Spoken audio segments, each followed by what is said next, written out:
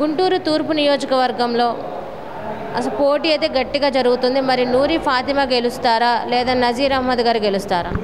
ఈ Guntur one town పరిధిలో నూరి ఫాతిమా ఎవరండి? ఫస్ట్ ఆఫ్ ఆల్ మేము అడుగుతున్న క్వశ్చన్ ఎవరు? ఎమ్మెల్యేగా ముస్తఫా గారు వచ్చి ఈ 5 సంవత్సరాలు బిఫోర్ 5 సంవత్సరాలు తీసేస్తే సానుభూతి మీద గెలిచిన తర్వాత ఈ 5 సంవత్సరాల్లో ఆయన చేసిన అభివృద్ధి ఎక్కడ? మనిషి ఎక్కడ? ఒక సంగడిగుంట తిరుమలాచారి కాలనీలో కలుషిత వాటర్ తాగిపోయిన రోజున నువ్వు ఎక్కడున్నావు? ఏ దేశంలో ఉన్నావు? తర్వాత నువ్వు తీసుకొచ్చి మీడియాని తీసుకొచ్చి మ్యానిపులేషన్ చేసిన రోజున, చనిపోయిన రోజున నువ్వు కనీసం వచ్చి మీరు కానీ మీ కూతురు కానీ ఎవరన్నా వచ్చి ఆ కుటుంబాన్ని పరామర్శించారా?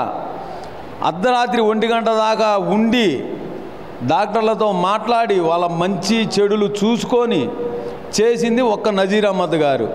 నువ్వు కానరాని పక్షంలో నజీర్ అహ్మద్ గారు ఈ 4.5 సంవత్సరంలో ప్రతి డోరు ప్రతి గొంది తిరిగి వాళ్ళ సాధక బాధలు కూడా మీడియా ద్వారా కానీ సభల ద్వారా కానీ మీకు తెలియపరిస్తే ఏ రోజు పట్టించుకోవాలా. ఇవాళ కొత్తగా నా కూతురు వచ్చింది, నా కూతురిని ఆశీర్వదించండి అంటే నిన్ను ఆశీర్వదించిన 5 సంవత్సరాలు నువ్వు ఎక్కడికి పోయావు? నీ కూతురు ఎవరికి తెలుసు? ఏ రోజున ఏ గొంతులో తిరిగిందో చెప్పమనండి. నజీర్ అహ్మద్ గారు 4.5 సంవత్సరం నుంచి ప్రతి గొంది ప్రతి ఇల్లు తిరిగి ఎవరికే కష్టం ఉన్నా నేనున్నానమ్మా, ఇది ఒక్కసారి చూడండి 10 సంవత్సరాలు ముస్తఫాని చూసాం. ఆయన సానుభూతి కోసమో మాట్లాడటం చేతకాకో కూతుర్ని తీసుకొచ్చాడు. మీ జాతకాలన్నీ మున్సిపాలిటీలో మీరే బట్టబయలు చేసుకున్నారు. నాకు మున్సిపాలిటీలో ₹1,00,000 శాంక్షన్ కావట్లేదు, నేనేం చేయమంటారని నీకు నువ్వే చెప్పుకున్నావు. నీ కూతురు వచ్చి మసీదులకి నేనేం చేయలేనని నీ కూతురే చెప్పుకుంది. ఒక్క మసీదు దగ్గర చిన్న సమస్య వస్తే ఆ సమస్యని దగ్గరుండి నజీర్ అహ్మద్ గారు పరిష్కరించారే తప్పితే అధికార పక్షంగా ముస్తఫా ఉండి ముస్తఫా రాని పక్షంలో ముస్తఫా కూతునైనా పంపించి చేయాల్సిన బాధ్యత ఉంది. అది విస్మరించి విదేశాలకు వెళ్ళిపోయి నీ గుట్కా వ్యాపారాలకి వాటికి వీటికి నువ్వు పెట్టుబడులు తెచ్చుకుంటున్నావే తప్పితే గుంటూరు వన్ టౌన్లో అభివృద్ధి అనేది ఎక్కడుంది? మీ ద్వారా అభివృద్ధి అయితే గ్యారెంటీగా ఉంది.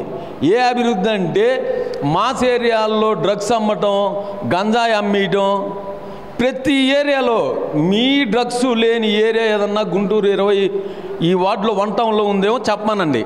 Open challenge. ఏ వార్డులో 24 వార్డుల్లో లేని వార్డు ఏదన్నా ఉంటే వాళ్ళని చూపిమనండి. మేము ఛాలెంజ్ చేస్తున్నాం. గుట్కాలు చూస్తున్నాం, యువత ఎంత గొడవలు, నైట్లు గంజాయి తాగి డ్రగ్స్ పీల్చి ఆడవాళ్ళ ఇళ్ళ దగ్గరికి వెళ్ళి గొడవలు జరుగుతుంటే నజీర్ అహ్మద్ గారు పరిష్కరించారు. అధికారుల దృష్టికి తీసుకెళ్ళినా పట్టించుకోలేదు. ఇదే నజీర్ అహ్మద్ గారు కలెక్టర్ దృష్టికి తీసుకెళ్ళాడు, కమిషనర్ దృష్టికి తీసుకెళ్ళాడు.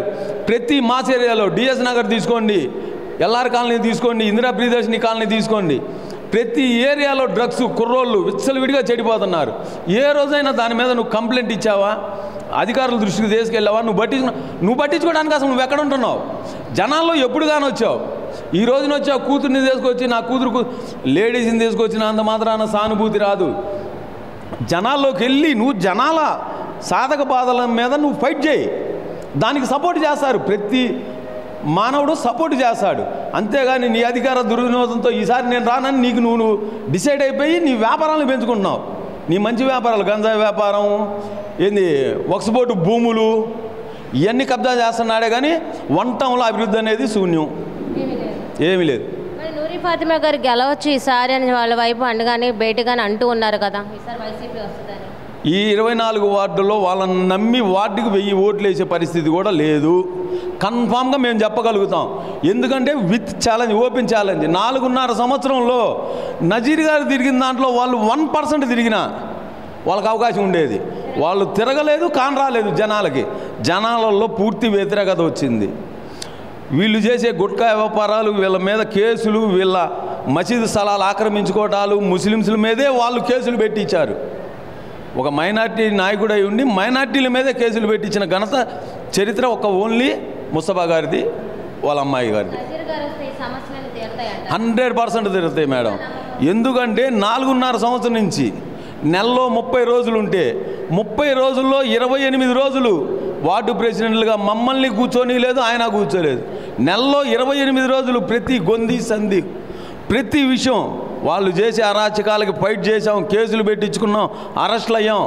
నజీర్ గారితో పాటు నల్లపాడు స్టేషన్ కాడి నుంచి గుంటూరు చుట్టుపక్కల ఉన్న స్టేషన్లన్నీ తిప్పినా తట్టుకొని ఈ రోజున ప్రతి గొంతుకెళ్తే నజీర్ అహ్మద్ని దేవుళ్ళ కొలుస్తున్నారు. ముస్తఫా వస్తే మనిషి కూడా ఉండట్లా. మొన్న నేను చూశాను, ఆ వీడియో పంపిమంటే పంపిస్తా.